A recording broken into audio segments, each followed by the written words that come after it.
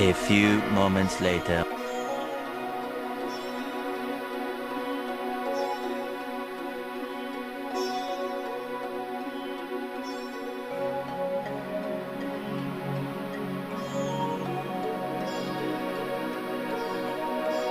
A few minutes later.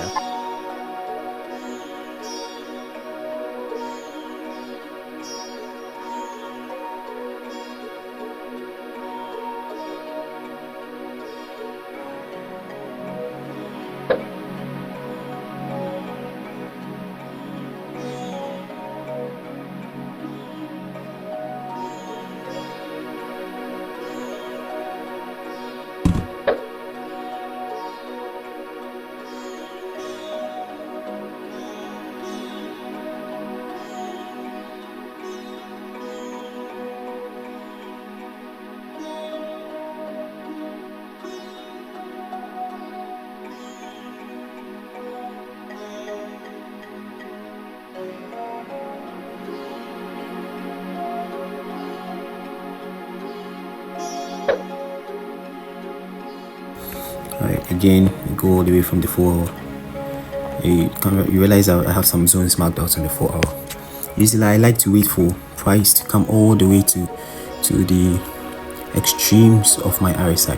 Sometimes I just use the hourly. So on the hourly, you realize prices at the extreme of the RSI. Yeah, good. So this is how I usually get my trade.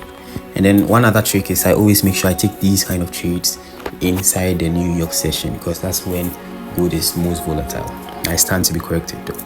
All right, so on the 15 minutes charts, as you can see from here, you realize price has been in a downtrend here, creating lower lows and lower highs, and then price mitigated a very high time frame order block down here, this particular one. After price swept all this liquidity here, price mitigated it, and then price gave us some goodwill, some sort of movement to the upside here. So this is it. Back to the 15 minutes time frame. So price kept making lower lows, lower highs, like I said, lower low, lower high, lower low, lower high. So we were expecting price to make lower low, lower high, lower low, lower high. We're expecting price to break this particular low here, but since it was a mitigation from a higher time frame point of interest, see what price did. Price rather came and broke this particular high here. Yeah, let me draw this particular one. So when I saw this break, I felt now we have bullish sentiment. My other reason is we also had this right here, the divergence. Okay, this is how I trade the divergence a lot. Good. And then on the RSI, you realize price had broken structure. Okay, good. See, on the RSI, price had broken structure, and then price is retesting this area, so we're expecting more bullish momentum. So we have divergence plus break of structure on the RSI. That is my secret I use there. And then back to the main charts. So I went down to the 1 minute time frame. I was expecting price to get to this level right here. Price gave us this small retracement, and then after the bullish confirmation, I just entered my buys with my stops right below it. Now I'm targeting these highs. We're already up 30 pips. It's the same account, as you can see. We're going to try and flip it to wherever we can flip it to. Yeah. This is good. Create a little high around here, come all the way down to mitigate some of these things here, and then proceed to the upside. Yeah, a few pips. Let's see where this could lead us to. Okay, this is a short update. Around 60 pips already, but now we're back down to 50 something, around 49 pips. So this is just a simple update, so 50 pips. There we go. Let's see. And then here I've put my stops to break even there, because I believe if price doesn't break this particular high here, then it's probably coming all the way down to somewhere here before it takes off again. If that happens, you're just looking for another setup to take a long. That's all. See you.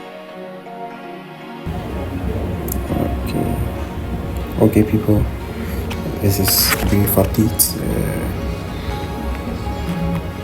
We are currently up 90 pips now. Yeah. 6.5 hours later. Alright, people, here is a quick update on what we've been trading. Right, left this trade overnight and we're now up about 180 pips here.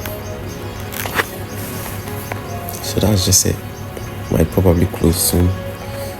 Wait for New York session, put in some more trades, or I might probably just keep holding. Yeah, we'll see you in the next one. Anyway, if this should go as planned and gold doesn't do what gold does, could be in for a very sweet reward from this trade. Because price should definitely be targeting these highs. 760 pips. He who dwells in the secret place of the Most High shall remain stable and fixed under the shadow of the Almighty. He shall